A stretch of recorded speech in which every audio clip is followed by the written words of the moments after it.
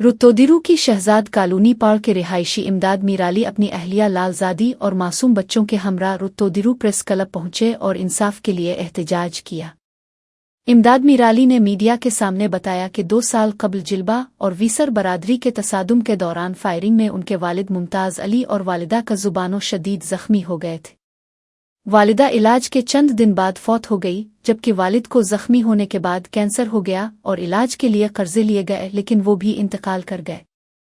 उन्होंने कहा कि उन्होंने रुतोदिरू थाने में मुल्जिमान के खिलाफ FIR दर्ज कराई है, मगर इस वक्त तक पुलिस ने किसी को गिरफ्तार नहीं किया और न ही मुल्जिमान इंसाफ के लिए पेश हुए हैं। फायरिंग करने वाली दोनों बरादरियां एक दूसरे पर इल्ज़ामात लगाती रहें, जबकि इमदाद मीराली का खुद किसी झगड़े या दुश्मनी से ताल्लुक नहीं।